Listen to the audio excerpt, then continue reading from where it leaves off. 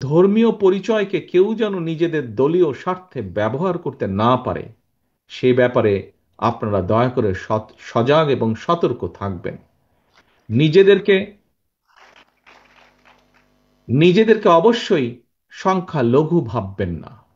একজন বাংলাদেশী হিসাবে এই স্বাধীন বাংলাদেশে আপনার, আমার, আমাদের সবার অধিকার সমান, ব্যক্তি কিংবা দলীয় স্বার্থ নয়। বিএনপির কাছে অবশ্যই দেশ এবং জনগণের স্বার্থই সবচেয়ে অগ্রাধিকার। এজন্যই কিন্তু আমরা একটি কথা বলি, এজন্যই আমরা একটি কথা বলি, এবং সেই কথাটি হলো, আমার আগে আমরা, আমাদের আগে দেশ, সবার আগে বাংলাদেশ। পলাতক স্বৈরাচারের শাসন আমলে মুসলমান কিংবা হিন্দু, বৌদ্ধ কিংবা খ্রিস্টান, ডান কিংবা বাম, বিশ্বাসী কিংবা অবিশ্বাসী, ভিন্ন দল মতের কেউই সেদিন নিরাপদ ছিল না।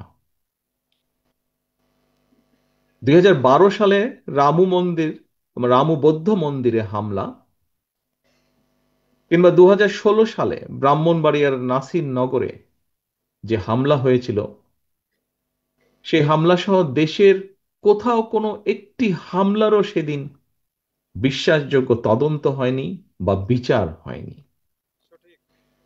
গত দেড় দশকে আমি এবং আমার নেতৃবৃন্দ, আমরা বিভিন্ন বক্তব্যে দেশের সুশীল সমাজ, সর্বদলীয় এবং সর্বধর্মীয় প্রতিনিধিদের সমন্বয়ে একটি নাগরিক তদন্ত কমিশনের মাধ্যমে বিভিন্ন ধর্মীয় সংখ্যালঘু জনগোষ্ঠীর বাসা বাড়ি কিংবা ধর্মীয় উপাসনায় যে সংগঠিত, যে অপরাধ সংগঠিত হয়েছিল, প্রতিটি হামলার নেপথ্য ঘটনা উদ্ঘাটন করে সুষ্ঠু বিচারের দাবি আমরা জানিয়েছিলাম।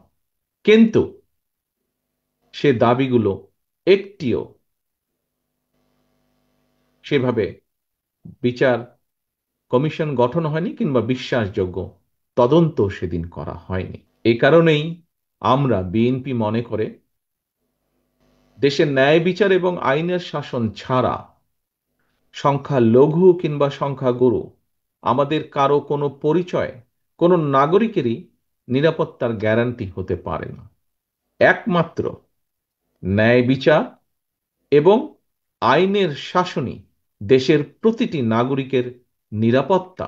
দল মত ধর্ম বর্ণ রাজনৈতিক পরিচয় শেষে একমাত্র আইনের শাসন, ন্যায় বিচারই দেশের প্রত্যেকটি নাগরিকের নিরাপত্তা নিশ্চিত করতে পারে।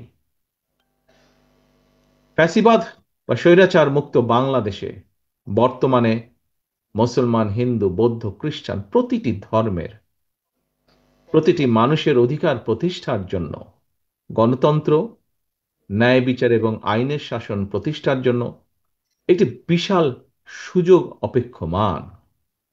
এই কথাটাও আজ এখানে যে সকল সম্মানিত ব্যক্তিবর্গ বক্তব্য রেখেছেন, তারাও তাদের বক্তব্যে বিভিন্নভাবে এই কথাটিকে সামনে নিয়ে এসেছেন।